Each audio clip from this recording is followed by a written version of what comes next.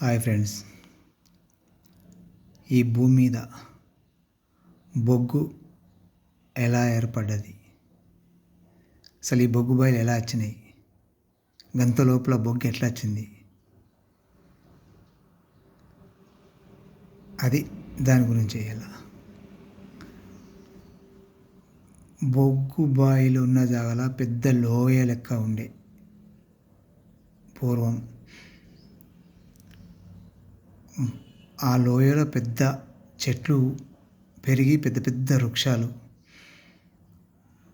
అంటే ఈ చెట్టుకు ఆ చెట్టు అంటుకొని పెద్ద పెద్ద వృక్షాల లెక్క ఉండే పెద్ద పెద్ద వృక్షాలు ఉండి మన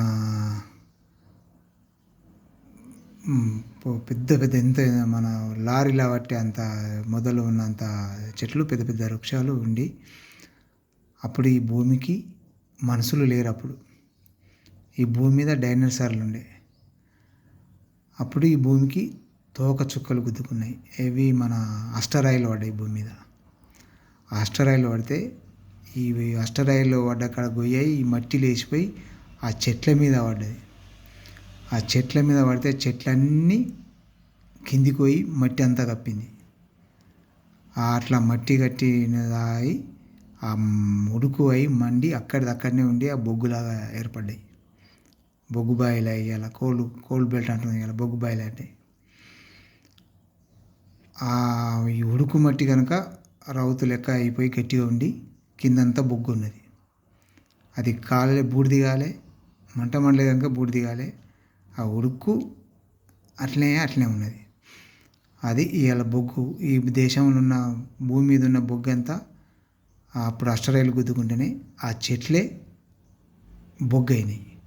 ఇవాళ దాన్ని మనం రైలు బొగ్గు అంటున్నాం. ఆ బొగ్గు అని మనం తీస్తున్నాం. అప్పుడు ఆ డైనోసార్లు అంతమైపోయినాయి. ఈ భూమి మీద నిమిషానికి వేల తోకచుక్కలు గుద్దుకున్నాయి. అట్లా గుద్దుకుని అట్లా మంటలు మండి అదై గొయ్యిని అంత కూడిపి మళ్ళీ ఇవి పడ్డకాడ గొయ్యాయి. అలా జరిగింది. అప్పుడు బొగ్గు ఏర్పడ్డది.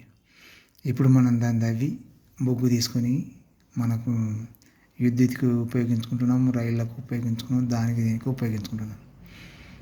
బొగ్గు ప్రకృతే బొగ్గు తయారు చేసింది ఈ భూమిలో. మనం అట్లా ప్రకృతి మానవానికి మేలు చేస్తుంది. ఆ చెట్లు ఇవాళ మనకు బొగ్గు ఎక్కడి నుంచి వచ్చి భూమి ఎట్లా వచ్చినాయి కదా, ఆ చెట్లే ఆ అడవి సంపద అంతా అప్పుడై బొగ్గు అయ్యేలా బొగ్గు తీసుకుంటున్నాం మనం. అట్లా అప్పుడు బొగ్గు ఏర్పడ్డది. ఆ బొగ్గుతో ఇప్పుడు మనం ఉపయోగపడుతున్నాం, లాభపడుతున్నాం, మనం బెనిఫిట్ పొందుతున్నాం. ఆ బొగ్గుతోని వెలుగు కరెంట్ వస్తుంది ఆ బొగ్గుతోని. అప్పుడు అట్లా ఏర్పడ్డది ఆ బొగ్గు. ఇలా దాన్ని రైలు బొగ్గు అని మనం ఇలా వెళ్తున్నాం. అప్పుడు కొన్ని ఏళ్ళకు మళ్ళీ మానవ జాతి అవతరించింది.